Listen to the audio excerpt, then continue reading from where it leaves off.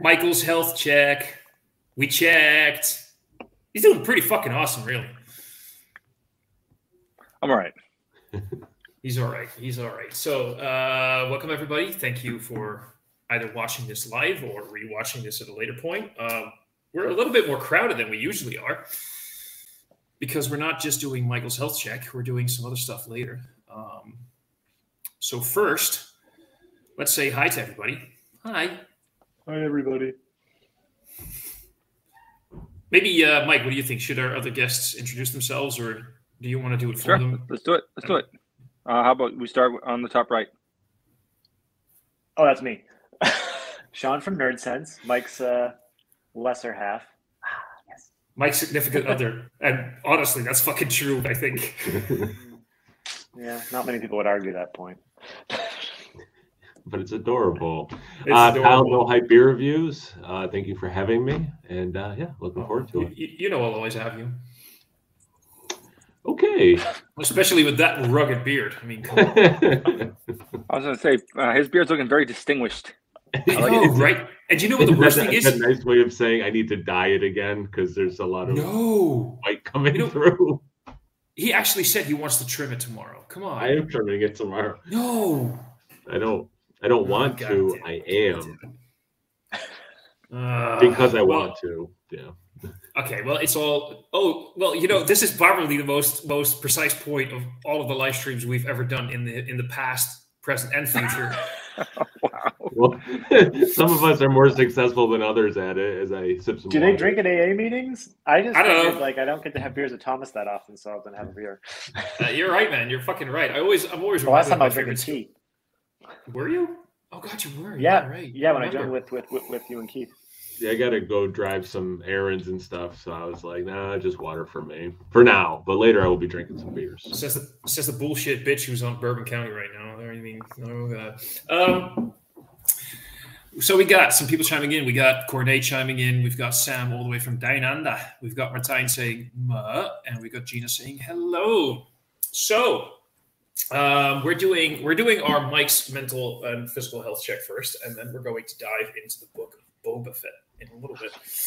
I wore my shirt. Oh fuck, that's brilliant! I love that shirt. We have very different opinions on what is and isn't brilliant. I'm just putting that right out there. You don't like my shirt? It's just not brilliant. It's just a shirt. It just is. Should we just drop Mike and just go straight to Boba Fett? Yeah, I'm over this already. Yeah, like I'm done. It's not brilliant as in of natural intelligence. It's brilliant more in nothing against you, Thomas. I mean, not from England, but it's more like the English, like, brilliant, you know. That's brilliant, Mike. Yeah, right. It's good. Fuck it I up. don't know There what you that go. means. Explain how my definition of brilliant is wrong. Brilliant. Yes, your definition is wrong. Yes. It is by definition the wrong definition. There you go. Yeah. Context clues. Thomas did not think that is a really cool shirt, held though. natural intelligence, like it was going to solve the climate issue or something. Like there was no. I don't. By the way, very quickly, I don't remember Bourbon County ever being this loaded with umami. I like it. Mike, let's get this out of the way first because you had an exciting week. It was a week. Well, for sure. Hell, this guy, to talk to this guy is sometimes just. Mike started a new job on Monday. Mike started it. Yeah. Exactly, Kyle. Let's pull it out of him. Let's just make an effort. Well, Mike, how was your week? It wasn't exciting. It was sort of it was weird. Exciting wouldn't be the way I would describe it. It was entirely different experience that I've had at a workplace in a long time. Hey puppy. But it was slow. Like I did a lot of like watching of other, like very voyeuristic of machine operations, but also the place is going from like R&D to production. So it's not really a full-fledged production place yet. So it's not like there's a whole lot to watch. So I did some training, I did some online type stuff, and I watched some machine stuff. I did a little bit of operating, but it wasn't like anything like what I probably would have expected. I think I thought I'd be kind of thrown right to the wolves and be doing production, but it's just not production ready yet. Not in a realistic sense, anyway.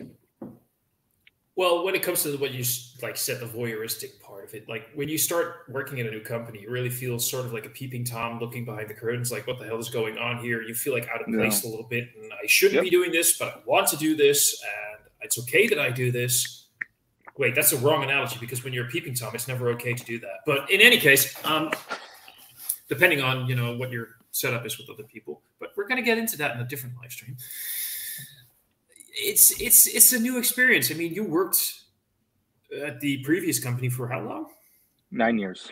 9 years. And before that, you had a job for? 6 years.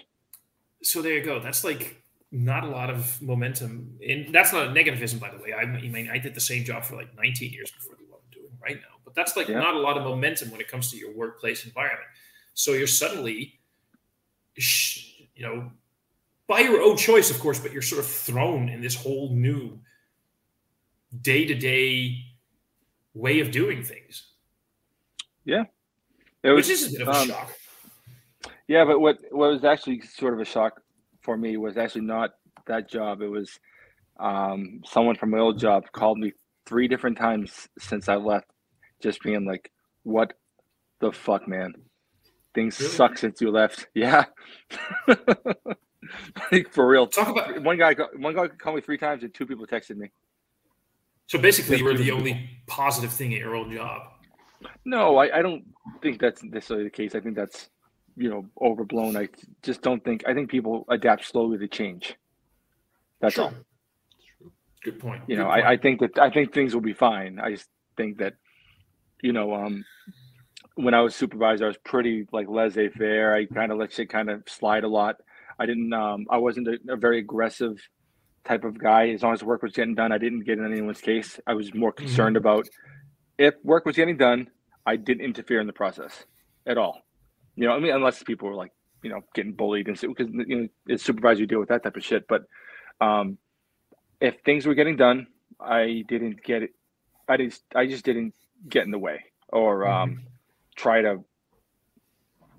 I didn't try to exert any type of will. I just let people do things until they were wrong, and then I would step in. As long as things were going right, I didn't come. And the new guy has his own way of doing things, and it's not that way. It's not a wrong way. It's just different. And I think people are just used to my way of things. Yeah, exactly. That's what they were used to, and I mean that always is a big part of change. When it comes to work, a good new job would always be open to your interpretation of doing things as well. They would also have to be open to saying like, "Hey, man, we've been doing things for a while," or in your case, not that long, but we're accustomed to doing things a certain way, and we can learn from other people as well. If you come in and they're like, "This is how we do it. This is how you're going to do it. Shut the fuck up." It kind of says a thing about where you're going to work. Yeah, I don't think that that's necessarily what happened here. I just think that. Like there's certain people that are sort of more difficult to deal with as it is.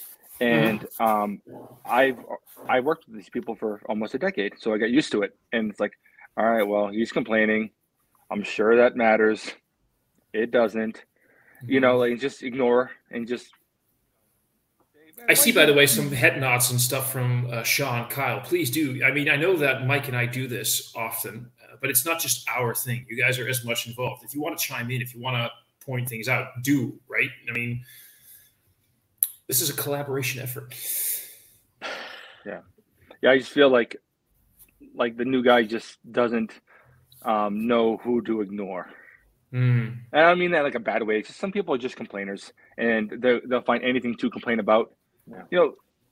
And there's certain people that if they had a problem, because they weren't complainers, every time they came up to me with something, it was just like, oh shit, what happened this time?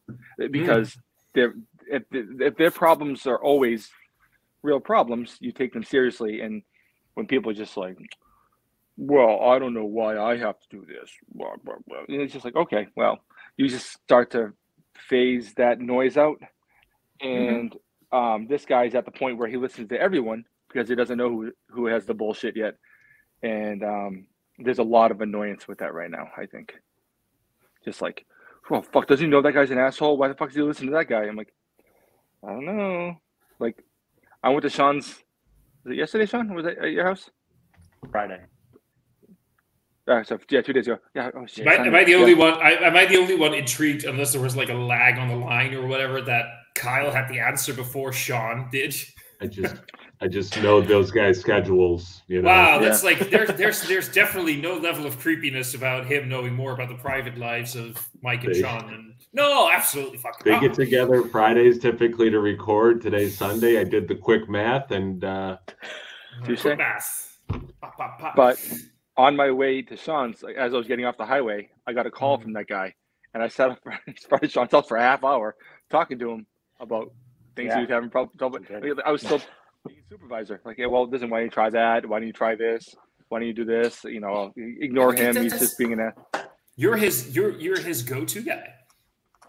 Yeah, it is weird though that I was supervising a shop and I was the youngest person in it. There you go. But that doesn't necessarily. No, but it is weird that this guy's like a few years older than me. And he's like, you know, but it's fun. So, he's a good guy. I like him. Let's get to the point where we often talk about the negative things first, because we like to get those out of the way. How has the last week getting into a new job, has it in any kind of way, and if they are negative, let's focus on the negative things first, affected your dietary regime, your training, your exercising? Has it? Yeah, it's been. I've had fast food a few times. I hadn't really had it too much lately. I had fast food, I think, 2 or 3 times this week. I had Wendy's. I had Wendy's twice, and I had Taco Bell once. Okay. Yeah. Are you okay? Are you okay with this at the moment? Yeah, I mean, it's not like my favorite thing, and every time I have it, I wonder what the fuck I'm doing because it doesn't taste that good, and like it's getting more expensive. Like I go to a half decent place and get a better meal for cheaper money than some fast food places now. Like, right, there's a place right down the street from me, and I can get like a really, really good fucking burger, a really good one, like a nice thick patty. It's a really good burger. And a big plate of fries for $12, and I got something from Wendy's the other day. It was $13. I was like, "What?" Wendy's. The fuck? Wendy's sounds like Wayback Burgers. Wayback's better than Wendy's, but it's maybe over there, not over here. No more dollar. I'm still fucking angry. Yeah.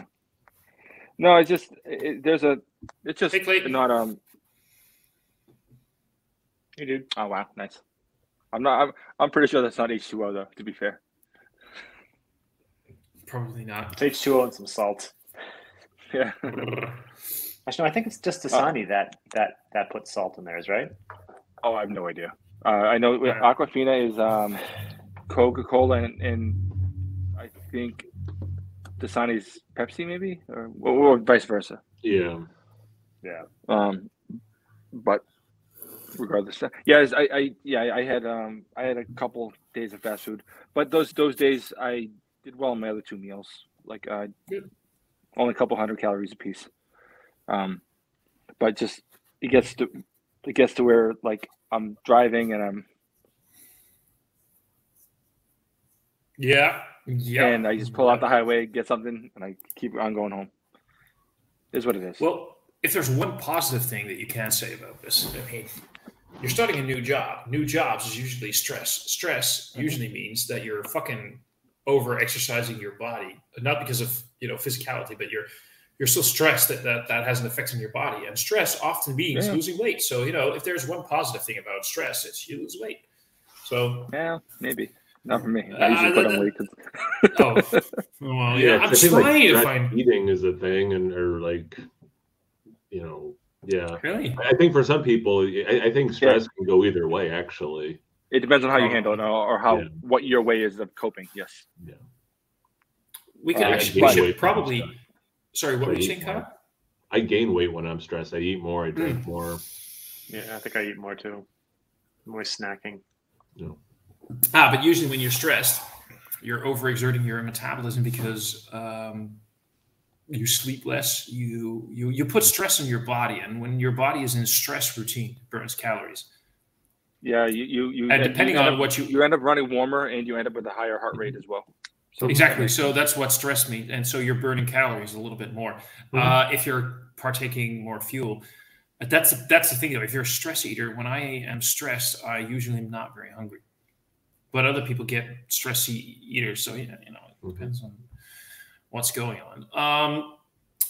So how has your exercising been? I mean, I kind of know the answer a little bit, but oh, I've been good. I've been good all week. I've been a little lower, not because of any desire. It's just I hurt my leg early or my right knee earlier in the week. So I've been so instead of doing twice a day, I've been going to do once a day. And for the first 2 days after, I spaced out the exercise by a huge margin to make sure I wasn't doing it, hurting it. But it was weird as I was going. It was almost like my knee kept popping, but only if I extended it all the way. So then I brought my bike in a little closer, my pedals in, so my legs didn't extend all the way. I was almost like doing like 80% extension or 85, like I was going pretty good, but not all the way out, and that made it better. And then the last 2 days, well, yesterday was just I just did it once because it was sort of the end of my sort of like rehab of my leg. Today I'll do twice, and tomorrow I'll do twice and stuff like that. But I did as Sean is want to comment or text me like I've maxed out my goals every single day. Awesome, because that's something we talked. Yeah, sorry. So and I increased my goals, not much. I increased to another 100 calories. No, but I was about to ask that because that's what we talked about last time. You were doing so well with hitting your goals, and I didn't mention it that back then, but I got slightly not angry, but a little bit aggravated with you, where you're like, my goals are so low. I figured your goals were pretty fucking good because you actually started them at a reasonable level and you kept hitting them. And it's better to just be reasonable and maintain that than just reach too high. And yeah, but the goals, like it wasn't like necessarily like these are my goals. That's just what I set my watch to. Like when I first bought it, it wasn't like I decided. Yeah, I know. Yeah. No, but I didn't increase my exercise goal because the way exercise works is just in time. Like you exercise for 30 minutes, 15 minutes, 20, whatever. That's all just it's calculated by time. I don't plan on setting myself to exercise more than 30 minutes per day. Even if I do more, that's fine. My goal would be to be able to get 30 minutes in. And I think really for most of my life, I think that's completely fair. My stand goal is 12 hours a day. I don't plan on trying to stand more than 12 hours a day. I think that's a reasonable expectation.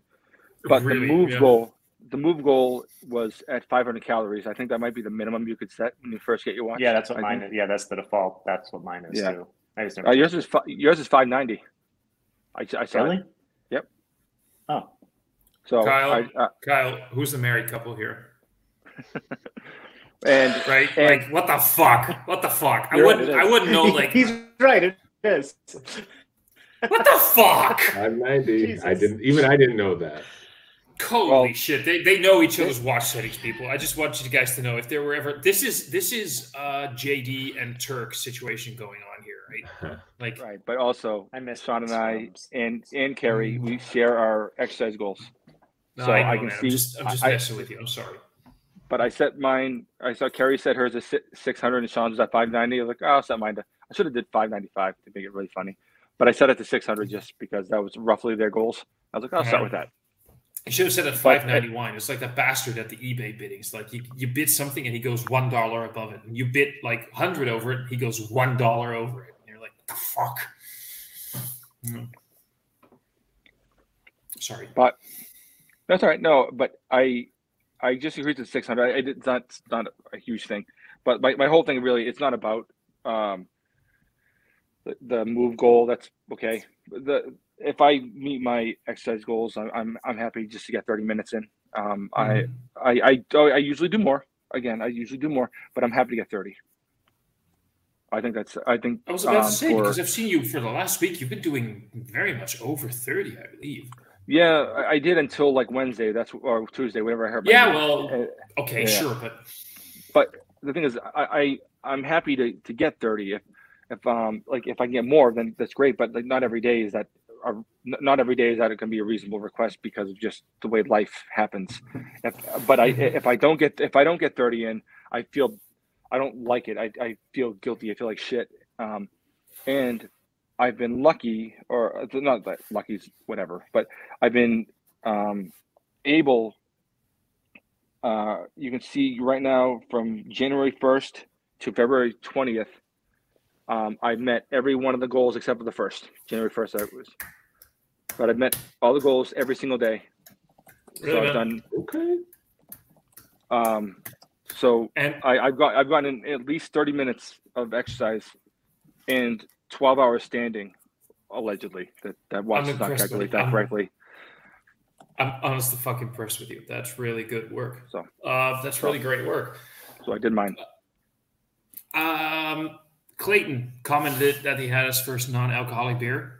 I don't know this beer specifically. Decent drink, but man, when you had a beer, it's not the answer. But I've only had there's definitely I've had several plenty of non-alcoholic or very low. There's this Dutch law where you have non-alcoholic, or they have to call it 0.5% thing. Yeah, none of you guys have anything similar. Either 0.5% or lower. Yeah. Usually. Yeah, the non-alcoholic beer game has stepped up big time. Yeah, but for people who want to watch their calories, 0.5% ABV is basically not a problem. It's the same thing. If you want to talk about not wanting alcohol, period, yeah, you got to watch the 0.5%, but because technically it has a little bit of alcohol. But sure, but there's plenty of great answers, and you should really, Clayton, I assume you're from the States, so really talk to these three guys for some good stateside options on non-alcoholic, because they probably will know a few good ones. And if you watch Matt from Massive Beer Reviews, he just did 6 weeks or so? Mm-hmm. I think. It was a while. One of the big ones is Two Roots, and Matt did a couple of theirs, and that's how I found out about him. Yeah. Really. That Helles is really good from Two Roots. And I love this comment coming from a guy that lost 100+ pounds twice. Eating healthy is 70% of the battle for me and might be the harder part. It really is, because sugars, fats, they all give you so much instant gratification and joy. And French fries are joyful. Exactly, it's fucking that. And I get it, but there are ways to pimp up your food with great flavors and really but not add any calories, like awesome spices. Use a lot of fresh ginger, garlic. Use things like scallions for flavor, hot sauces, because there's hot sauces out there that are basically just ground chilies with a little bit of vinegar and a little bit of garlic. They're basically calorie-free, between brackets. They can spice up your meal so much, but you can just eat vegetables and low protein, if that's your thing, or low carb, if that's your thing, or low fat, if that's your thing, because there's so many diets out there. I've lost. Do this one. Wait. I'm going to put you in solo for a second. Do this one. Yeah. This stuff's awesome. You showed me that one. Yeah, you showed me that one. Yeah. That was a good one. According to you, I haven't tried it, of course. Just as a small example, my sister and I, I've actually been gaining a little bit of weight, but I need to, not massive, I need to drop a few kilos. But my sister and I both really used different methods to lose a lot of weight. And she was basically all non-carb. I was basically dropping as much as fats as I could.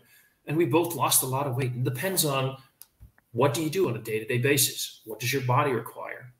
Everybody's different. And find out what works for you. And if it's non-carb, go non-carb. If it's non-fat, go non-fat. If you need to drop dairy, drop dairy. Do whatever you need to do.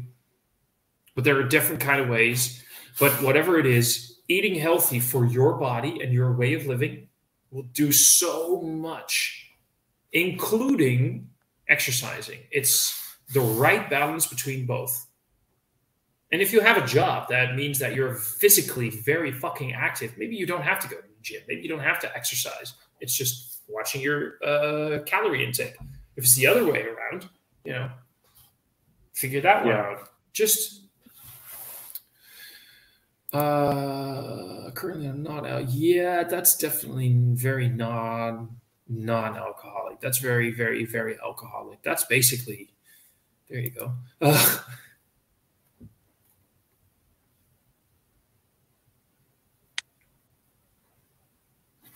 Try to make, yeah. But okay, cool. It depends on what you want to do. For me, non-alcoholic beers are mostly when I need to drive, and I want to still enjoy good flavors. Oh wow, Deschutes have an Irish stout. Wow, that's a good thing. I tried a while back. Yeah. Keith had an imperial stout that was non-alcoholic. I remember. I don't think he liked it though. I think we had. He didn't. It was like barrel aged, and it was like super expensive too. Yeah. Yeah. But I mean, I just think people are figuring the game out. I think it's going to be. I don't think it's ever going to be something where they won't be distinguishable. But I think they're going to get closer and closer and closer.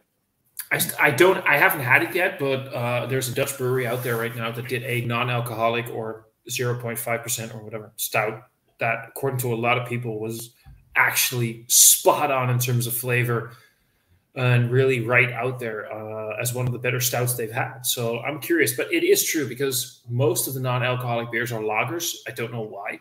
Or New England style IPAs. And why? Because with hops, you can really, if you over dry hop any kind of beer, you can really mask a lot of flaws in a beer. And one of the biggest flaws in a lot of non-alcoholic beers is this uncooked grain thing. And if you over hop it, if you really dry hop it to the fucking max, you can hide those flavors and still make it very tasty, but being non-alcoholic. So it's very easy to assume, very easy to realize why most non-alcoholic beers these days are IPAs, New England style IPAs, I think here at least there's a lot more styles. Like Athletic is pumping out, like they made an Oktoberfest this year, and the Two Roots, they have a milk stout with cacao nibs, coffee, lactose. Like I think style wise, at least in New England, is definitely upping the game. Like Athletic, especially, they have West Coast IPAs, regular IPAs, stout. They do have lagers, right? There's I think they have a red ale. It's crazy. I think every style. I saw someone brew a sour the other day. Yeah, cool, bro. Cool, bro. Kyle, have you had any non-alcoholic beers you really liked? The Two Roots Helles I thought was quite good. I have an IPA from them. I'm going to try in the very near future. I just had it's called Partake out of Canada. I did not think was good. I've had a Partake. It was a blonde ale. It wasn't that good. Yeah, I was like, hey, it's 10 calories. That's pretty cool. And it was 10 calories compared to the other ones. So I'm like, yeah, I'll try a 6-pack of this. But like Sean was saying, we have like a NA beer section at my local beer store, and Untitled Art or whatever their name is, Untitled Art. Yeah, Untitled Arts. Yeah. I've had a few of the IPA, more stout, maybe a West Coast IPA, a sour with, I want to say, watermelon. So like just from them alone, tons of options. Brooklyn Brewery had a 12-pack with 4 different kinds. So yeah, definitely a lot of selection. But yeah, I want. I think Clayton was saying it right. Like 1 beer a day. That's what I do. But if I want a second beer, I kind of like the idea of maybe a decently flavored NA beer. That'd be pretty cool for a second beer. If I want for that. That's exactly it. That's the thing. So one of the things that I've been noticing during COVID, just as a little bit of a side note, and I'll get to this comment in a bit, Clayton. One of the things that I've been noticing is sitting home a lot more has been awesome because I'll be honest, I'm not the biggest social guy. I hate fucking big parties. I hate big groups of people. It's like, people. But I'm big on flavors. I like stimulation when it comes to flavors. And flavors usually means, fatty, rich food or things like beers, scotch, stuff like that. What has been happening to me is that in the evenings when I get bored and I need the stimulation from flavor, I make coffee because I love coffee. Those are big, bold flavors. And drinking coffee at 9:30 or 10 p.m. is not always the best solution. No. I couldn't. So if there's great non-alcoholic beers out there more and more that give me the same stimuli, like was it? I think he did it both by himself, and they did it as a tag team last year when they were together. Keith and Matt did this barley wine live stream, but also, you know, they hung out and filmed a lot of them, blah, blah, blah, blah, blah. I was part of that live stream. I was basically crazy drunk. Keith was crazy drunk. But they had a non-alcoholic barrel-aged barley wine, I believe. Non-alcoholic barrel-aged. Now, if that can give me the same flavor profile as a decent barrel-aged barley wine, but like under 100 calories a bottle, I'm stoked. I'm happy. I'll drink 5 of those a week. And that's what I want. So that's what I was gonna say. I feel like the bigger beers are harder to mask. Like if you're going imperial, trying to say this is an imperial stout just because all non-alcoholic beers. So unless you're dosing it with like so much lactose where like you're mimicking this big mouthfeel, but you're gonna need a lot of lactose, and that's gonna just as for this comment, I still need to try the Guinness non-alcoholic. Yeah, I need to find that beer, by the way, that he had. I'm going to ask Keith later. Oh, yeah, I saw that. I do want to try that. I saw that.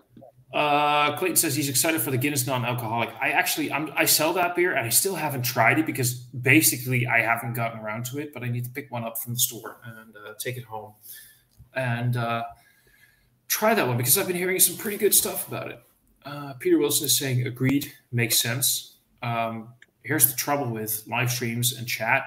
I kind of don't know what he was agreeing with or what made sense. We were talking about like stouts and non-alcoholic stouts. Yeah. All right. Okay. Yeah. Different, kinds of. Yeah. And Joe is saying, cheers, guys. Cheers to you. Cheers, Joe. But yeah. Mike, what do you want to add to this party? Well, one of the things, that I try to harp on is sort of like one of the reasons why I switched jobs was I got tired of telling my wife I had bad days. I was tired of it, just saying my day sucked. It was horrible. It's just, the person that you spend your life with shouldn't get to hear how shitty your life is all the time because they sometimes might think it's somewhat on them. I don't want her to be with someone miserable. It's not a fucking fun way to go. But one of the things that makes me happy is Boba Fett and Peacemaker and television. Okay, so I'm guessing you want to segue into. That's a good segue. I was like, where's he going with this? I was ready to have like a really deep conversation about marriage and I do. Yeah, fuck Boba Fett. We're just going to talk about marriage and. Honestly, but no, guys, Boba Fett. I would love to do a live stream about I'm going to be brutally honest here. First off, Peter, never say sorry.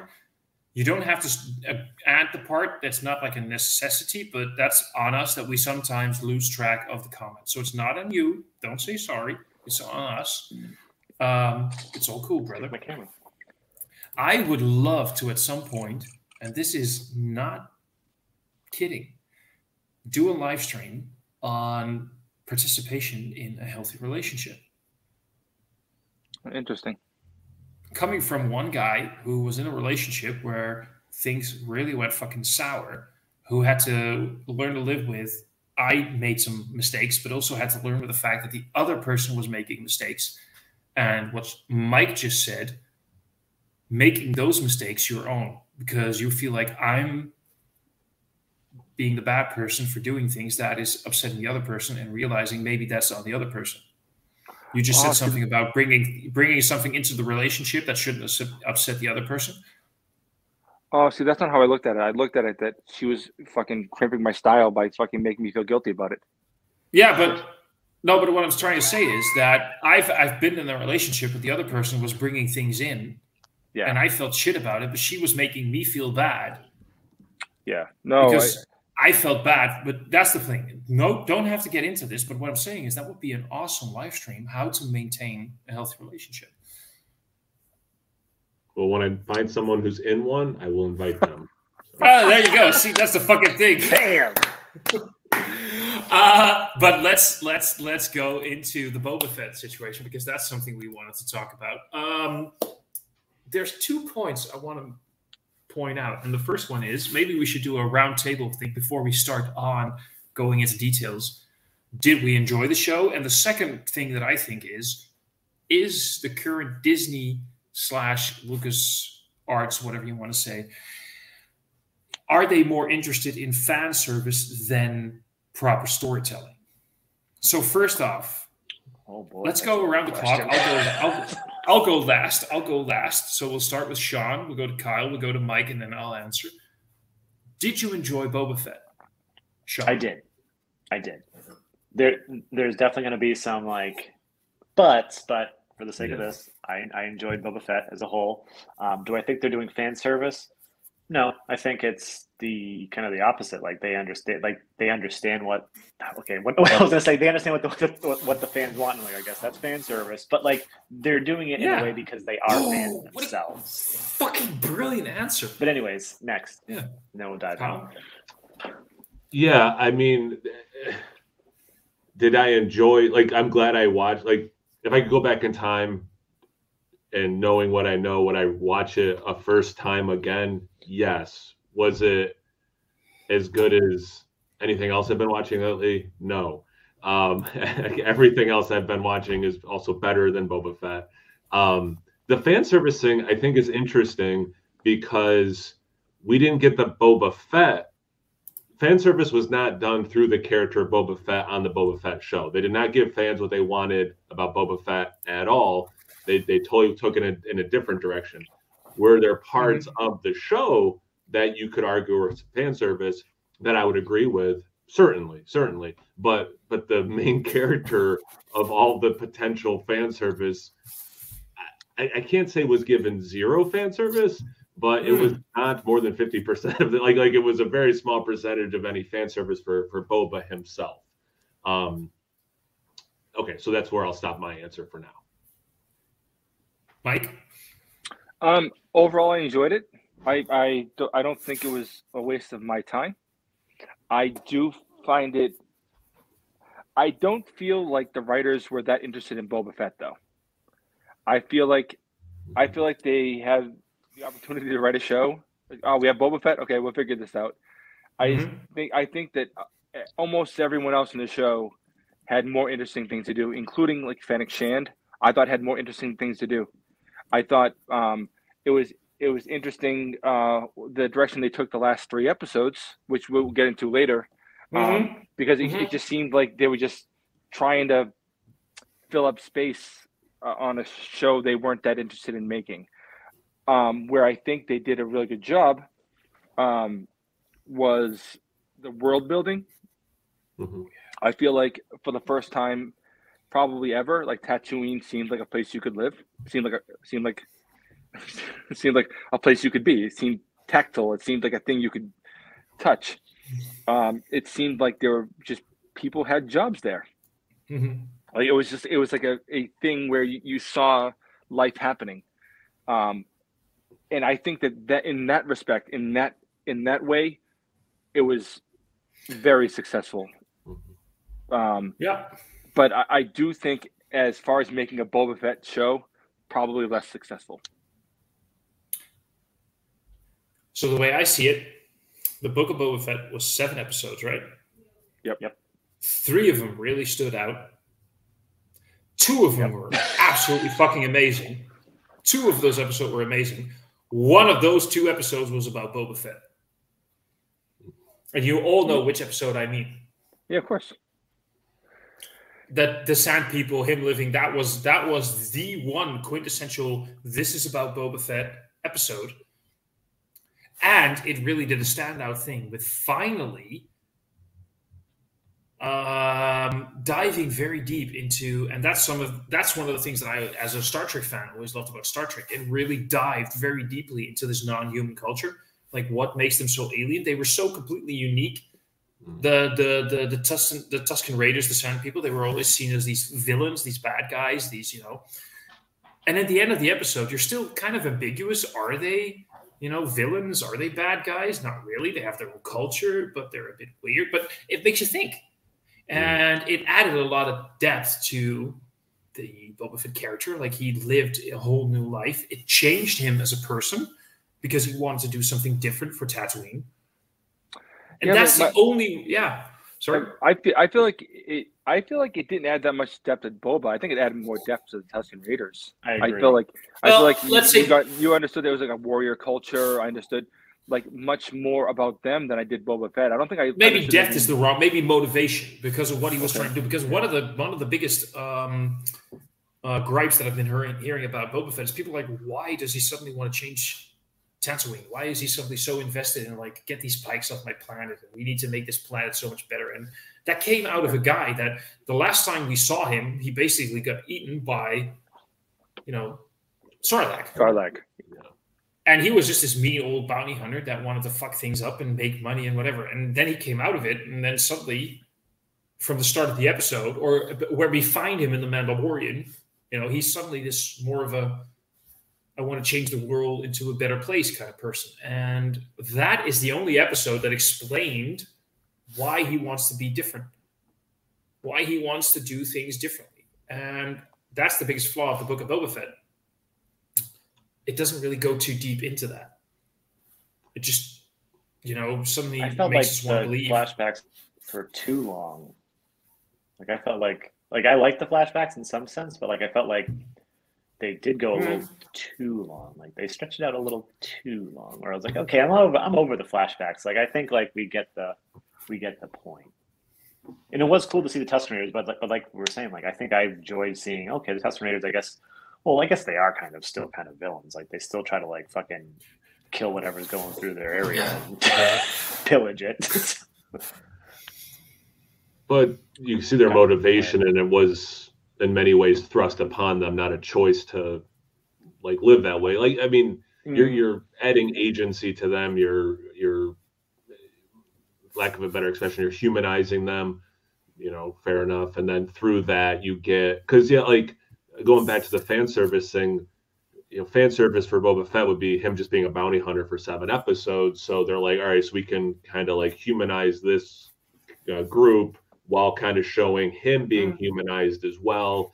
And then why he wants to make these, choices that will then give us a plot for the show versus every episode is just a bounty of the week or whatever, which I'm sure could have been a really cool show too. But like from a storytelling point of view, and again, I don't think they nailed everything. I'm not making that argument at all. But from a storytelling point of view, him, adding all these layers and that humanity was probably important from a storytelling point of view. I also think that we got the bounty hunter thing in The Mandalorian. That was 100%. They would be retreading, and I do think it's that they had to do something with Boba. I mean, just if they're going to use him at all, even in Mandalorian, like prior, they had to go a different direction. He was just too one-dimensional. Boba Fett was never loved because he was a cool character. He was loved because he looked cool. Like, that's exactly. Boba Fett was never do shit in the movies. Boba Fett was never more than basically a glorified prop. Yeah. Let's be honest here. Cool. He looked cool, and people loved it for it. Cool, and he sounded badass. He's nothing worth to me when he's dead. Shit like that. I mean, what the hell? I mean, we need a timeout. That was a really good impression. Yeah. Oh, thank you. Yeah. Well, I try. That's what I try to do. But at the end of the day, that's what I'm talking about. Fan service. Things like The Mandalorian. Things like the latest few seasons of. Bad Batch and Clone Wars, they did fan service, but as in we know what the fans want and we're giving it to them. Fan service in Boba Fett was like, what did people loved a lot about the last couple of seasons of Star Wars on TV or on streaming or in movies? It was Luke in The Mandalorian. So what are we going to do? Let's focus an episode on Luke. That was as much how cool as it was to see Luke and Ahsoka interact. That entire episode really just felt like, where are we going with this? It had no momentum to it. It was just shot upon shot upon shot upon shot of cool stuff happening. Well, that's really. When I talked to someone about this. I don't know if it was one of you guys where I said it really wasn't like a good episode of television. But man, I'm glad I watched it. Like I wanted to see what Luke's up to. You know what's really cool? A lot of people. Oh, I have a thing here. Can I digress just a little bit? Go for it. It wouldn't be a live stream with us if that didn't happen. Because I want to hear your guys' opinions on it. Luke is not a hero. And Luke in The Last Jedi makes absolute fucking sense. And this episode... That's if you take this fucking movie seriously. No, but this episode worked towards it. Luke... Okay, so here's I'm 16 years old, 17. What am I? I'm living on this desert planet. I'm fucking bored. I was raised as like a fucking lunatic by people who are putting me into like this corner, backing me in a corner. Nobody puts baby in a corner, right? And suddenly this old fucking wizard pops up and he's like, you know what? Your father was a hero and he could use magic and you can use it too. And you can be a great dude. And there's this fucking rebellion going on. You can save him. And by the way, here's a weapon. It's a fucking lightsaber. This thing is made of energy and it'll cut through anything. And the best way to use it is by using the magic I just said earlier. And it's going to make you a fucking hero. And this kid is like, holy shit, this is exactly what I want. So he comes along for the ride. Suddenly, this mentor dude that he's looking up to for no particular reason dies, right? But starts talking through him, through this mythical force, and he blows up the fucking weapon of mass destruction. Hello, hero to the revolution. Everybody's putting pressure on him because you're the fucking man.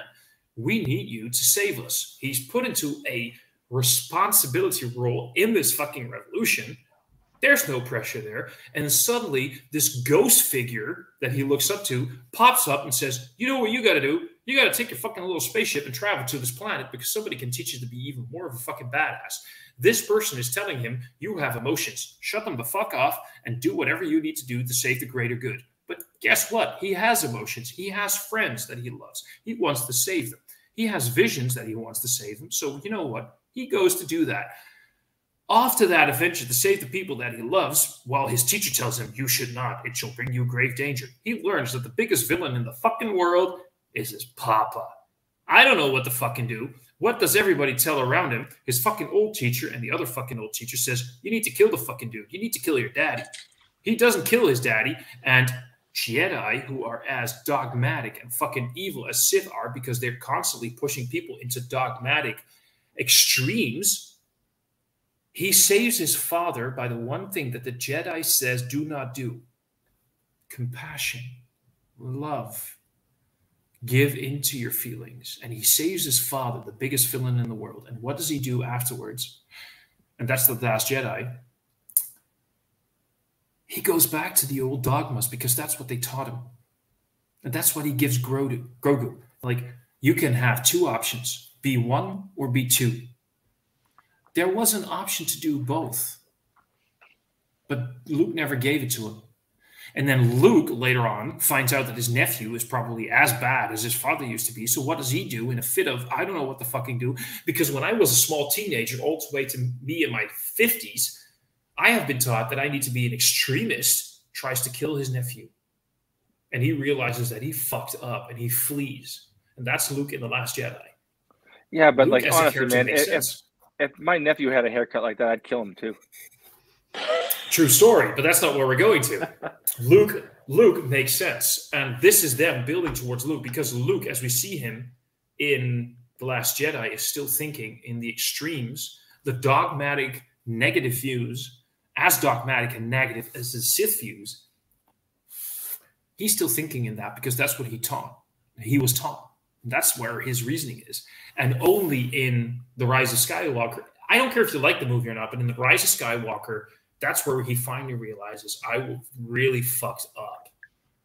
I feel like Thomas is the person who'll be tweeting that like Batman should be given more money instead of beating up criminals. Like you're placing logic in a children's story. So fucking, of course, it's all silly. That's what fans do, and it's all silly. Of course, it's stupid. No, I fucking realize that. I'm with you, but if you look at the story I just told, yeah, I can't believe you did that for 10 minutes. That was unbelievable. I would have lost track. I'm gonna cut this out, and we need to post this as like it's as Thomas's own little thing on his channel. This is like Oswald on Parks and Rec doing his filibuster, where he's just Yes. Yes. I actually felt this was my Parks and Recreation take on Calzone. Well played, well played. Okay, so to build off of that, because in all seriousness, one of the things I think that is cool about I guess Mandalorian as well, but the Boba Fett show is actually, yeah, I guess I have to include both, is kind of making me care a little bit more about those two trilogies that I didn't care about as much as the original, because they are, but again, like, or is this fan service? Like, oh, his ship, oh, that's from Phantom Menace, what? Like, it could be fan service, but like, I didn't want Boba, or I didn't want Mando to have that ship.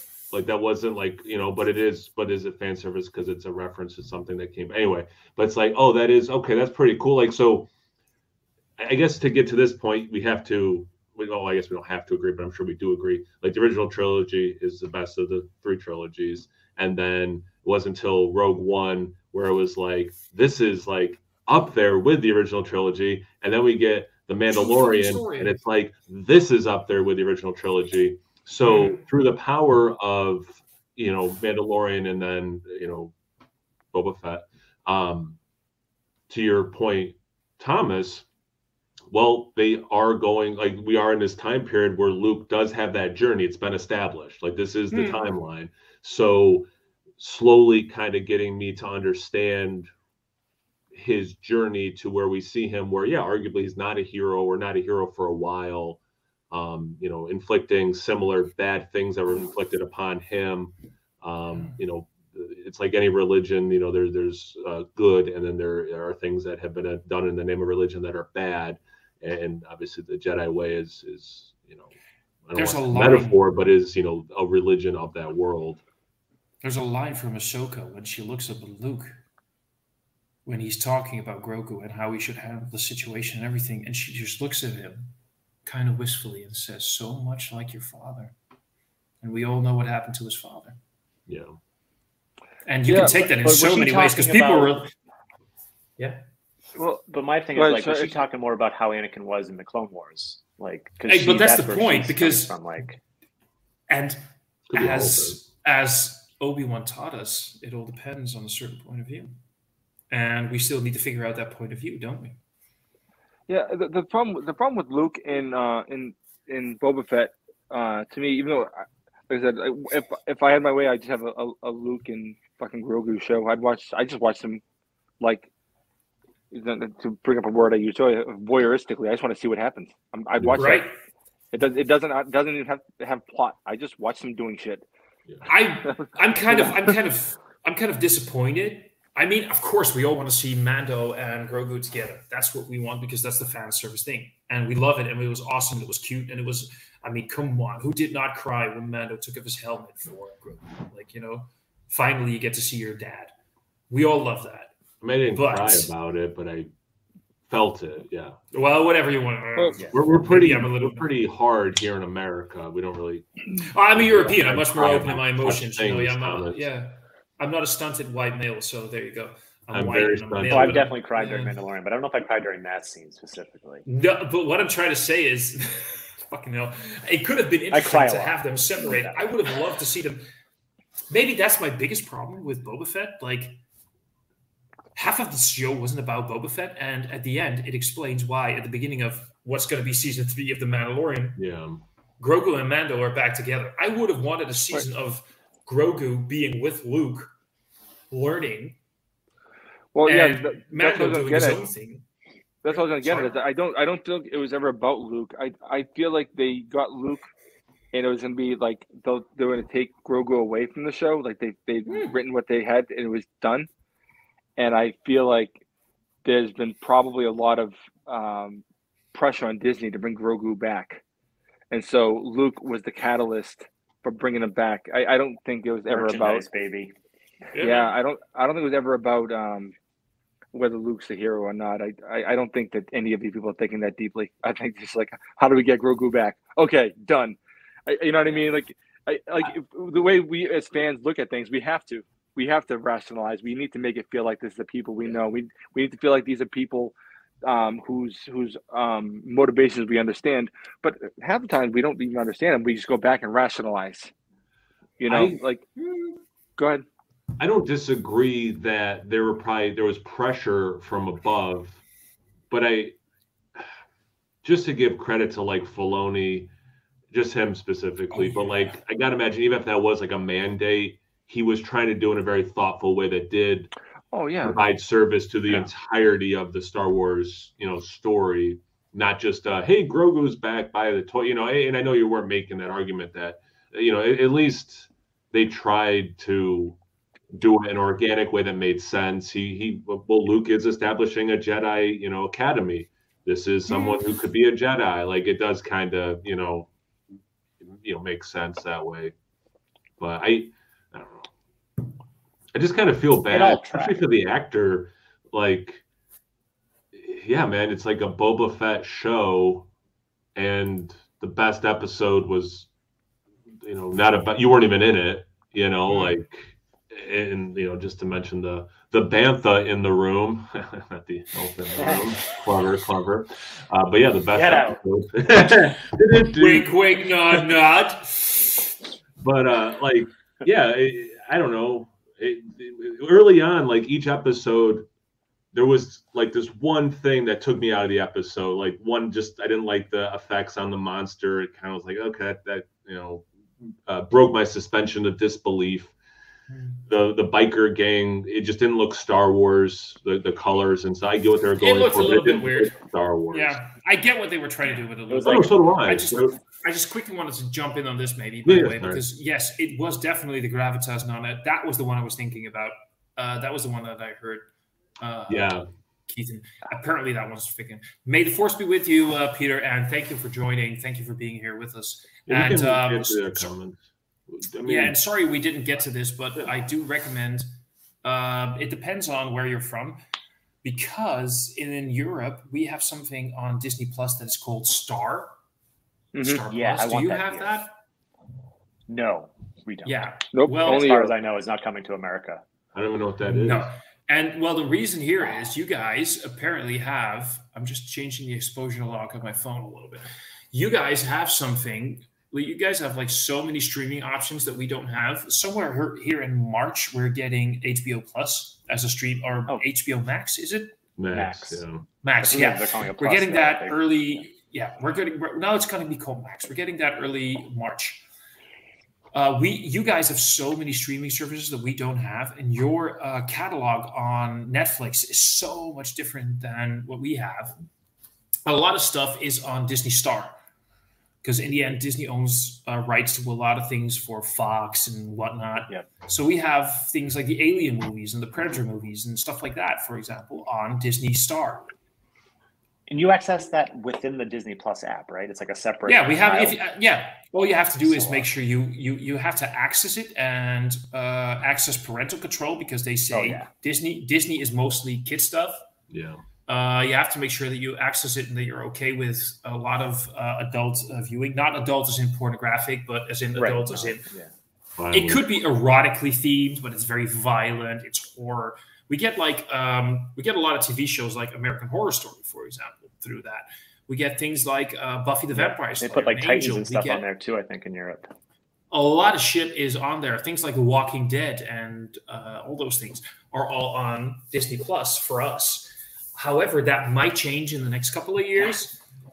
I'm a little bit worried. Me and one of my best friends we share Amazon Prime. And we bought Justice League, the Snyder Cut, which is arguably one of the best movies of 2021, one of the best superhero movies ever made. Yeah, I'm throwing that out there. I'm half worried that Amazon might, even though we bought it, we actually paid together 16 euros for it. Amazon Prime might have it deleted because HBO is going to say, yeah, that's great for you guys, but fuck it. In the end, we own international rights. No. Yeah, but I think you can't. They can't do that if you bought it. I think they won't, but I could be. But you never know how these rights work. If it was just streaming as part of Prime, that's included. But anyway, so a lot of these, there's a lot of things that are going to go. For example, Batman Begins used to be on Netflix, but Batman Begins has been dropped from Netflix because it's going to be added to the HBO Max catalog.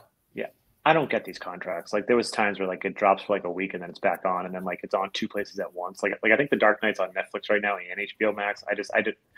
I've given up trying to understand how these studios handle their illegal contracts and stuff. Like who goes what. But overall, I would highly recommend Disney Plus. A lot of these contracts apparently were written even like 5, 6, 7 years ago. Like so, even things that you see moving around now, like that was something they signed. Yeah. Pre-Disney getting Fox, pre-Disney Plus being a thing, just to use that as an example, But in the States, I mean, if you like Disney, Simpsons, Star Wars, and or Marvel, I mean, I don't know what it's up to for Disney Plus now, but like I got when it first was coming out, that 3-year, it was $3.99 a month. I mean, I watch way more than $3.99 a month worth of Disney Plus, Yeah. I mean, and even I go back and No, I was gonna say, and if like originally I was like, okay, I have a kid, this is gonna be perfect, but it also had stuff for me. Like now, even if I didn't have a kid, it's a no brainer. Like it has so much stuff that I watch. Like even the National Geographic channel on there now has so many awesome like nature documentaries and stuff. Right. It has so much content. It's ridiculous, and stuff like you wouldn't even think is there. Like it's weird how they bury some of their content. And then, like, when you're looking for something, like, oh, that's on Disney Plus, that's weird. And you find, you're like, oh, okay, how do you even get to it from the actual app unless you explicitly search? It's so fucking weird when sometimes, because I don't get notifications, like, on Netflix. Netflix is like, this is coming on Netflix soon. And there's an option, even in the Netflix app, that says, in the next couple of weeks, we'll be adding this and this and this. Suddenly, I'll just, I'll have an urge every couple of weeks to just check the action or science fiction movie library on Disney Plus. I'm just gobsmacked by, whoa, when did they add this here? Since when did they just put this movie on here? And I'm just a little bit flabbergasted. But yeah, that's the thing with Disney Plus. And by the way, very quickly, just because somebody just mentioned a thing about Disney and rights and whatever, who has seen the Doctor Strange multiverse, Madness multiverse trailer? The trailer for it? Yeah. Is or is that not Professor X? It is. So many people nonsense. People have been doing impressions of me for 50 years. No, but not even that. There's so many people that I've read comments saying like, yeah, but just because it's Patrick Stewart doesn't mean he's actually playing Professor Xavier. Oh, well, it could be a variant of. No, but even if they're even saying it's not even a variant. You're just assuming things. This is the multiverse in the MCU. How is Patrick Stewart being in the MCU multiverse not Professor X? Even if it's a variant, well, if you want to count the MCU as a thing, which we should do, I'm not. Mahershala Ali played 2 different characters. Granted, but who knows of his name? Who knows of all of those? I'm talking about Professor X, the X-Men and everything that has been established way before the Marvel Cinematic Universe even started. Well, if Patrick Stewart's in it, I can see him not being Professor X. But the fact that he's off camera with just his voice, that wasn't an accident. Exactly. Of course. It absolutely has to be. It has to be. Yeah. It's James McAvoy, but Patrick Stewart dubs his voice in. You heard it here first. If it is, I'm gonna fucking be so happy. That just happened. That's what's gonna happen, and that would be amazing. Ladies and gentlemen, you heard it here first. You heard it here first. Kyle from No Hype.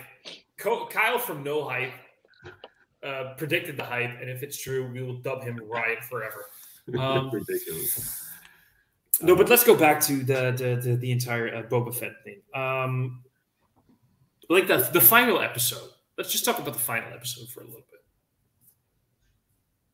I mean, can we talk about the Rancor?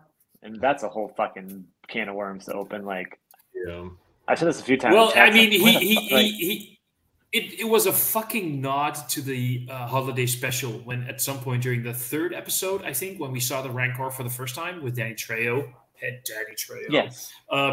That's the first and the last time. So the last time we saw that freaking Rancor, and it was like, it's just like they fucking forgot he was there. Yeah, but the line where he said, "I rode bigger," that was a line towards the holiday special. The cartoon in the holiday special. Yeah, that was a line. See, that type of stuff is definitely fan service. That's fine. Exactly. Like, that's where it goes to. So at that moment, just thrown out. But that's good. That's good fan service. Exactly. That's right. 100%. Yeah. 100%. But yeah, I felt like fucking internet blew up. But yeah. I was just gonna say, like, that part where like they introduced the Rancor, and I'll admit it, I've said it in chats, I was wrong. I thought the Rancor was gonna be like a fucking Trojan horse. It was meant to fucking kill Boba Fett or whatever. Yeah, but they forgot all about it, and then that would make sense though, Sean. That would have made sense. Yeah, that wasn't just you being handling drunk. of it. And that's why it leads me to believe that they, with the Mando stuff, like, I don't believe that was fucking they were in the writer's room for this fucking show, and they were like, yeah, and in the last 3 episodes, we're going to make a Mandalorian episodes. It's going to be great. Yeah. Something had to happen. And, like, there was probably Rancor stuff written in, like, showing him training and stuff like that, and then they just, like, bulldozed it all out just to, like, get all this. And again, I'm fine with it. I thought I loved all the Mandalorian stuff, but it's just like, dude, it looked fucking awesome, but it was so fucking weird. Suddenly, just seeing Boba riding the goddamn Rancor, like, he has been doing so much stuff in between. It's like they completely. Well, yeah, but was he though? You didn't see Boba do shit until. Did the Rancor run the whole way there? How far is fucking Hutt's palace from the city center? Like, right. And then here's the thing. And sorry about this, spoilers alert, but I think everyone that's watching knows there's spoilers. Right. Fucking Boba and Mando destroy half the fucking city, and the people are grateful.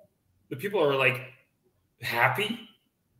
Well, yeah. I mean, if Boba had no one's gonna bitch if it's a Disney property. No one's gonna bitch. True story. But it made no fucking sense. And the fucking after MCU after the destruction, they made a point in whichever Avengers movie, like, yeah, we have to minimize, or Civil War, whatever one it was, like, we have to minimize damage and all that stuff. So in a Disney-owned property, they did acknowledge that, Michael. Okay. Can we please dwell in reality while discussing all this fantasy? If we could. But what the fuck? I actually thought that they did a pretty good job of seemed like they were keeping shit under control. It didn't. I didn't feel like I was watching Tatooine get leveled, and I was sort of expecting to see like excessive sort of destruction. But I actually thought that, like, within reason, it seemed like things were in dire situation. There's a dire predicament, but it seemed like the damage was. It didn't seem like they were leveling the city.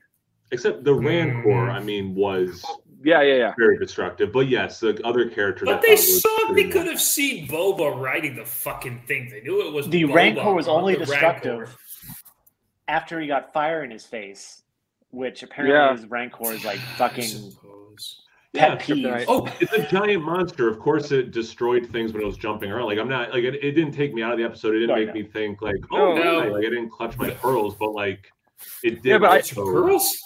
Dude, just very quickly, by the way, before I forget, when by the way, fan service, before I forget, when in episode 5, I think it was, when they were building Mando's new fighter, right?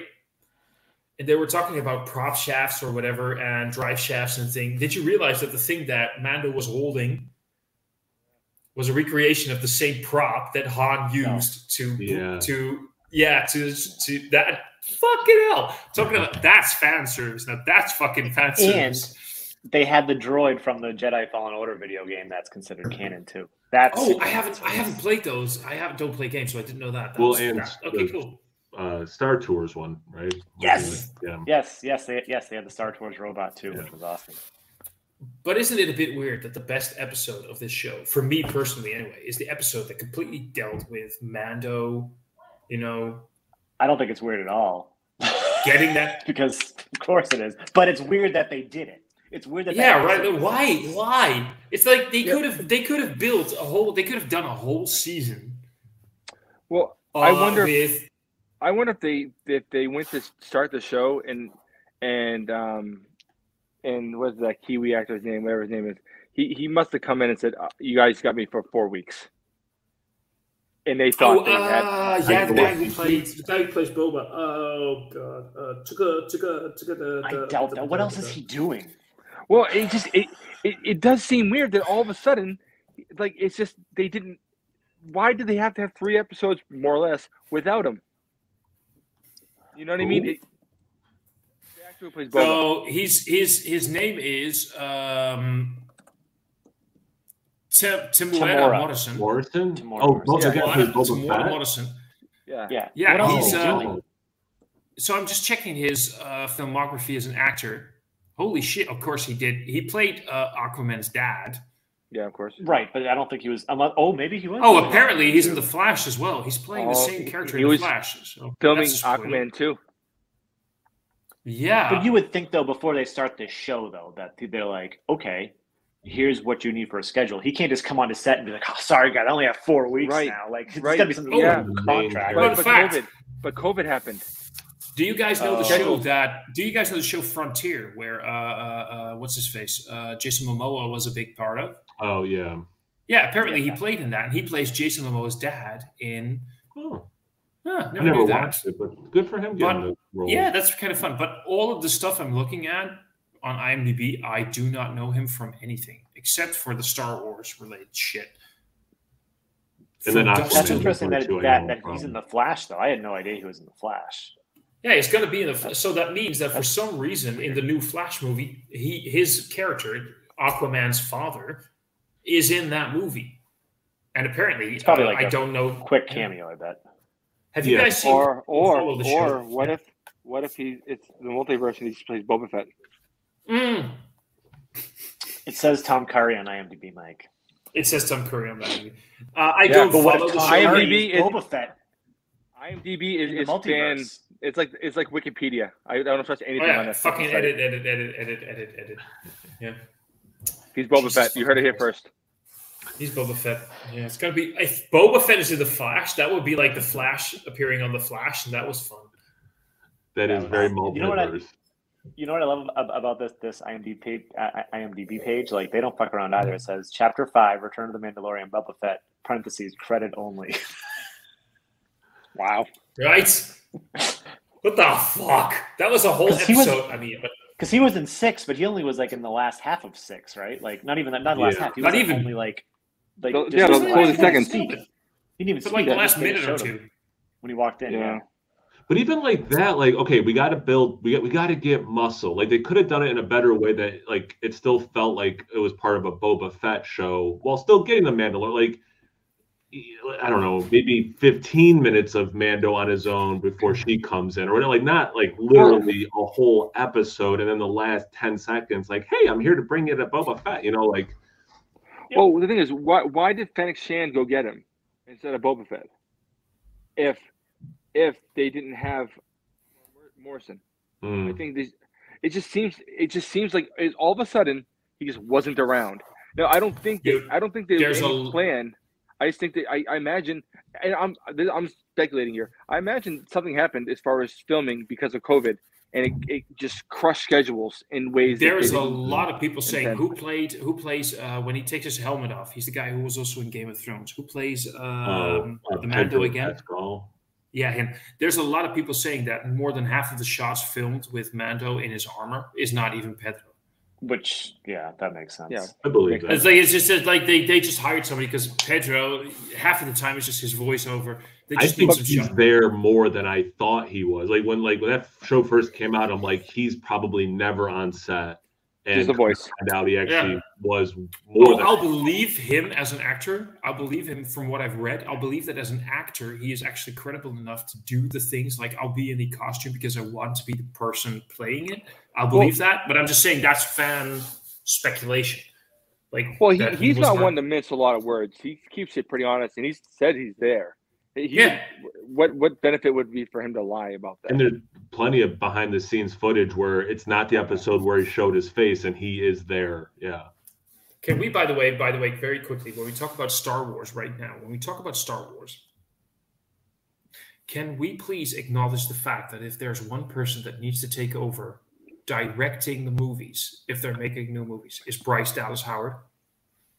She's great. Yeah, she's good. She's good. But it'll be interesting to see how she goes. But translating direction of TV and movies are two different things. And there is, of course, that. But the episodes that she directed have been fucking amazing. No, I agree. Is she the one directing all of the Kenobi episodes?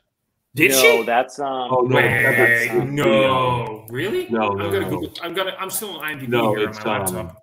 What's her name? Deborah Chow, maybe, or Deborah Chow? Yeah, because she did a bunch of Mando episodes. Yeah, my I'm bad. picking Bryce Dallas Howard as a director. Well, I mean, the thing is, not to like Rian Johnson and J.J. Abrams. They're good enough directors. They just had shit scripts to work with. No offense, people like those dumb fucking movies, but didn't they write? Were they co-writers on those scripts? So yeah. No, they were. Shit scripts to work Are with. you guys fucking aware that as a director, she's scheduled to do the remake of Flight of the Navigator? Really? That was a great movie. I love that as a kid. We actually just watched it a couple months ago with Kaylee. I remember liking that as a kid. Yeah. Yeah. I love that movie. Oh my God. If she's doing that, I mean, even I know that Mike and I have opinions on this, but one of the highlights for the Jurassic World series is Bryce Dallas Howard. Yeah. You have to admit that, dude. You have to admit that she was funny as fuck in those movies. So Favreau, and again, like as much as I think there were plenty of missteps in Boba Fett, I mean, the Mando stuff gives me so much confidence. I mean, you had 2 awesome seasons of that. I'm not going to have one, lukewarm, Boba Fett series make me think that Filoni and Favreau suck now or whatever. But yeah, to going back, I think Mike made this point. Like it felt like people who didn't want to make that show or something, because like maybe Robert Rodriguez should have just made the whole freaking thing or something. Like someone who's more passionate about the character or whatever, because how much Mando works for 2 seasons, how much the Mando episode worked in Boba Fett, like right. Well, I'm actually starting to wonder, like, or maybe I'm just smelling my own bullshit here, but I do wonder if essentially that they had to rewrite that show at the last minute. I wonder. Which one? Boba Fett, you mean? Boba Fett, yeah, because it seemed like the original idea that they had for that show, at least the way it was originally sort of like presented, was he was almost going to be like in charge of rival gang factions and try to keep like the peace and keep everything together in Tatooine, and they only hinted at that really briefly. I wonder if it became an issue where they just didn't have him on set anymore. They had very little time to work with him.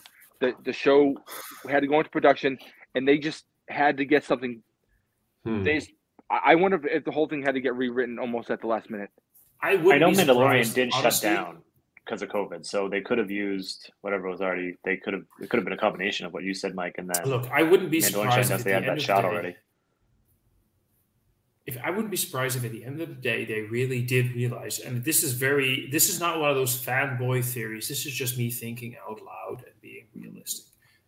I wouldn't be surprised if at the end of the day they realized, how the hell are we going to write a whole season on Boba Fett? How much 7 episodes isn't a whole season. No, but a third. Like they couldn't even write 4. They couldn't even write 5. Exactly. At the end of the day, if they, I mean, what do you want to tell about this character that hasn't been said in the Clone Wars already? The Clone Wars dealt with a young Boba Fett realizing he's a misguided, grumpy person. That's it. That's fucking it. He wants to earn money by doing shit. He's like, I want to earn money. That's what my dad did. My dad earned money as a bounty hunter, and I could do that as well. And fucking hell, I don't care. And how are you going to add depth to that? We're going to redeem him. And then they wanted to redeem him, and they realized we just redeemed him because, he grew up with the Sand people. Now what? Well, I wonder, like, because I feel like we're actually being pretty negative toward the show. We're not talking about all the things we really liked, and like, I like think episodes 5, 6, and 7. Yeah, we really like those. Yeah, but the thing is, it wasn't like the other ones were a waste of my time. I enjoyed watching them. Like, I enjoyed it. You know, like but this is this stuff we do. It's not just me. It's not just you. It's just we sort of dwell on things that like, oh. But I really think there's. We like to take the piss out of things. It's easier. Of course. But how awesome was Ming-Na Wen as Fennec Shand? Oh yeah. Oh, she's fantastic. You know. Yeah. Like and Tamora Morrison did a good job as Boba. It's just that they just didn't give him anything to do. I love the cast. I think the cast is great. Yeah. I mean, come on. Morrison proved himself as a very capable person when he did Django. Django was awesome. I love Django Fett. I really did. In those movies, yeah. Yeah, he was awesome, and as a clone trooper, he really added depth to the fact that there's more going on under those masks than just nameless troopers. He gave them a face and a voice and emotion. Was it very in depth? Was it very like we care about these people? No, that's what the Clone Wars did. The Clone Wars really. I know Morrison didn't voice the clones in the Clone Wars, right? I don't think he did. I don't think he did, but I don't know that for a fact. But I feel like I would know if he did. Ooh, here's a fun thing. What if when we were watching Mandalorian and we saw Morrison for the first time, before the Book of Boba Fett was a thing, right? We saw his face. What if at the end of the day, it turned out that it was a misgruntled clone trooper who went rogue? Would that have made for a more interesting show? Not the Book of Boba Fett, but the Book of Clone Trooper, whatever. I think you'd have people bitching that it wasn't just Boba Fett.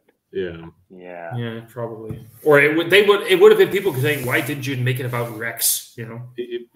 People are getting bitching either way, but yeah, I mean, this look it up. Then Look it this up. is this is one of the biggest reasons. I don't disagree, Mike, that we have been talking way more negative and positive, but like we did all start out really honestly, like we did like the show. But it was, certainly not as good as other things, even in the recent Star Wars. Again, just you can't not compare it to Mando. And for me, Rogue One, it sort of feels like we were like, yeah, we liked it, but here's the things we hated. Yeah. I mean, I think the biggest plus I for think me, we do that a lot. Even with beer, we do that. No, what's his voice? What's his face? The actor Patton. Oswalt. Patton Oswalt. Yeah, Patton Oswalt had a cameo thingy on Parks and Recreation, where they were having a town meeting, and he said that this is what if we ever do a story about Boba Fett, this is how the show should start. And we have a shot where it opens with the twin sons of Tatooine. It pans down, we see the desert, and it's all calm, and it's calm. And then suddenly we see this hand spring out of the desert. We see Boba Fett climbing out of the... That's exactly how the show started. And if there's one thing that I loved about the Book of Boba Fett is that it literally took that description from Parks and Recreations, narrated by Patton Oswalt, as the opening of the show. That is what I love about the Book of Boba Fett. But think about it. How else could you really tell that? How else would he get out of there? You'd have to have him have his arm up at some point. And right? that's the beauty thing about fans. He bores through the center of the planet to the other side. No, man, he's so awesome. First. The best thing would have been where he fucked Scarlet from the inside, and they really realized we love each other. We have a great chemical connection when it comes to sexual interests. And is there anything more that we love about each other?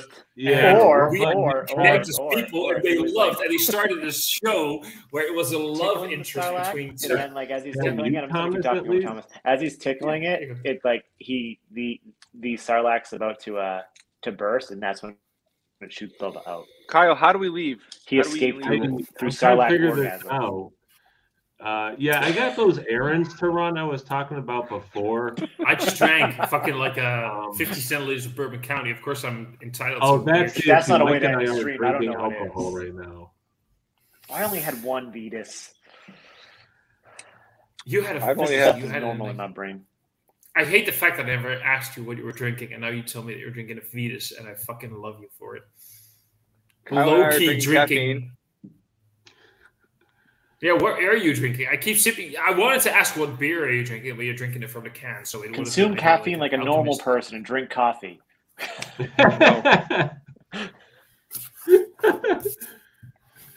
Yeah. Should It we? has, like, Should we? corn and stuff too, probably in it, right? Those monsters probably, it's not even just caffeine; it's like other stimulus, right? Oh, Yeah, but I can't read these. There's too many letters, too many syllables. I'm sure that's so healthy. Natural occurring. This has come from a guy who monovirus, likes drinking cat shit coffee. To be fair, so Cat shit But coffee. it doesn't have There you like go. dextrin and But I love yellow cat number shit 4. coffee.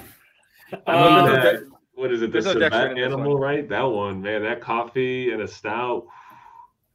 That civet Yes. eats the coffee beans, craps them Yep. out, and they clean out the crap. And who is that? McKellar did that, right? The beer. McKellar's Sunday morning brunch or Sunday brunch breakfast brunch something. Yeah, Weasel. It doesn't even have weasel in the name though. yeah, I think you're right. Yeah, Holy shit! Now I'm just thinking about I Am Weasel and IR Baboon. give me a second to read these ingredients because it's funny. oh, good. Carbonated water, citric acid, No, that's not bad. erythritol, taurine, It's healthy. sodium citrate, Panax ginseng flavor, L-carotene, L-tartrate, caffeine, sorbic acid, sucralose, beta carotene. What is this bullshit?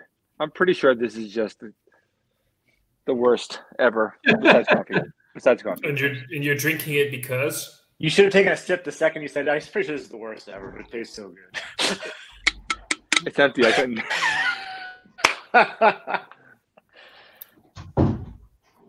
oh wow.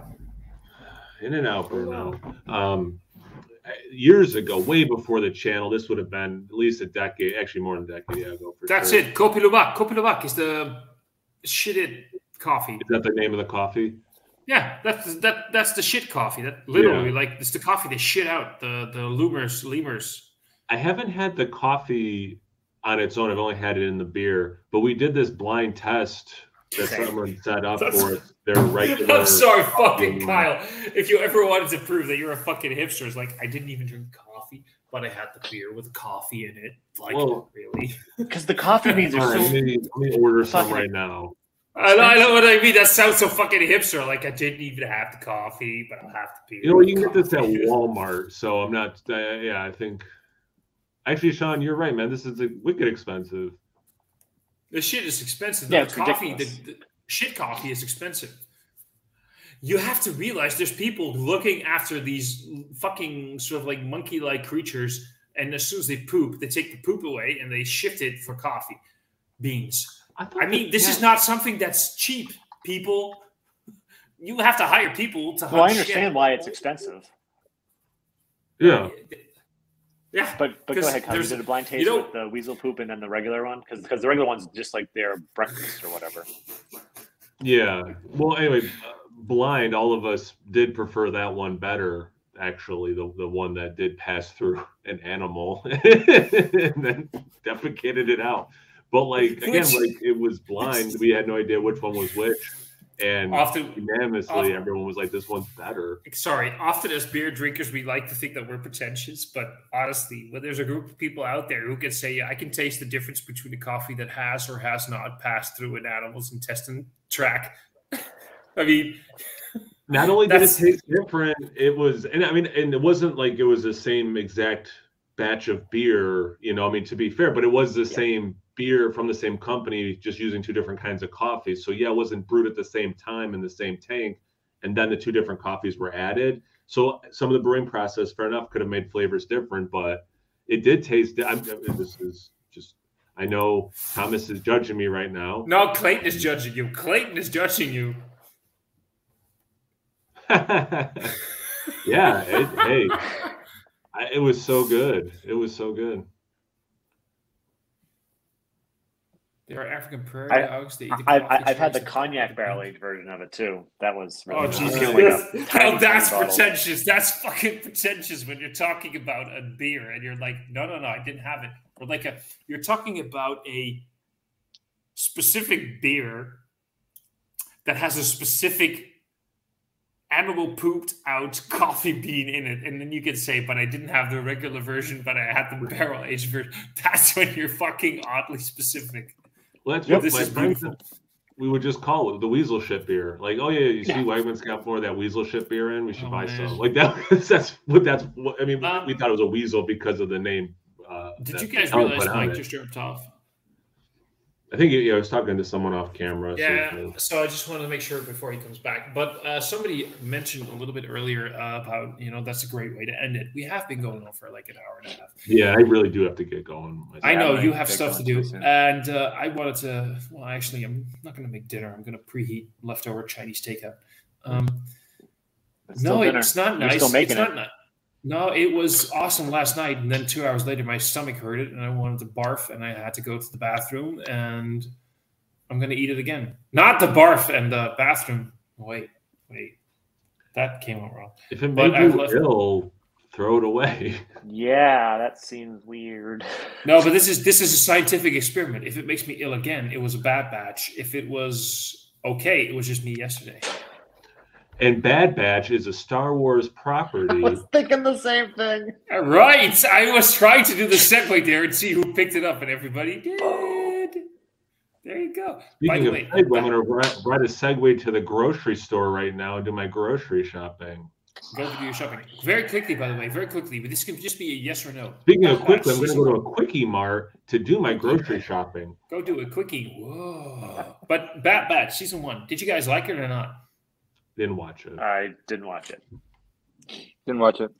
I think, and Kyle's been trying to watch it too. Clone Wars. We've both been trying to catch up for the last 4 years.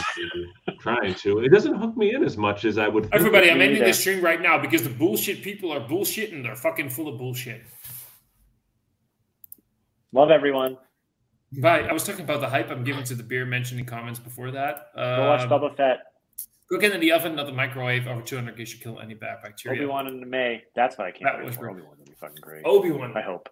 Obi-Wan. I'm really stoked for that. You guys, we're going to be back probably next week unless something happens. But Mike and I will be back without these two assholes distracting us with Star Wars shit. We're just going to talk about mental health and shit. Unless you catch up with Peacemaker, then we'll be here next week. I still have. I can't. You can't get Peacemaker right until HBO Max. Wait, you're not allowed to leave. What the fuck is this? I'm telling you, you can't leave until I'm telling you to leave. Without Sean and Kyle, so I thought it'd be good for us to leave, and then people could. You don't get to leave until I say it's okay. Did you get that? But wait, you don't even have Peacemaker in the Netherlands yet? He doesn't have the HBO Max. Maybe that's why. Hey, I have to pay. Somebody told me, Mercy Beers, by the way, here in the chat. He said, if you want to watch Peacemaker, go watch the Suicide Squad, so the sequel first. And I haven't had a chance to. Oh. So what's what's Peacemaker streaming on in the Netherlands then? I'm just curious at this point. Oh. So it'll probably come in next month with HBO Max then. I would definitely do a Star Trek. Mercy Beers and I are doing Star Trek streams. So if anybody at some point wants to join, awesome. But we're doing Star Trek streams. I do have the first episode. I know I do, but I still have because you want me to watch the movie first. I haven't seen the movie yet. That's the thing. Have to watch the movie first. Exactly, and I haven't seen. Yeah, I'd watch it first. While you're eating your Chinese food, that's going to make you sick again. Watch Suicide Squad. Yes. I need to watch. Okay, so how about I'm going to give a big old fuck you to the other three guys in the stream. A big old love you and love you, love you, Kyle. And Kyle, this guy's fucked. We need to get the fuck out of here. It's crazy. It's so. This is nuts. Okay, so anyway, let's do this the proper way, and let's have the two sane people in the stream. I love you guys. This was a great You guys stream. can't leave. And I just want to say, without the added strain of whatever, would love to do more nerdy Star Wars, Star Trek, whatever kind of nerdy shit stream with you guys. Talk about movies. I know that we've been talking about the Ghostbuster movies, including the latest one that I still haven't been able to see. Would really like to do that. Yeah. So let's just I would love that. plan more. Let's go for it. We'll do it. Yeah. Everybody, have a great Sunday. Have a great day. Mike needs to leave. Sean needs to leave. Kyle needs to leave. Love all of you guys, and we'll see each other in the live stream fucking soon. Cheers, guys.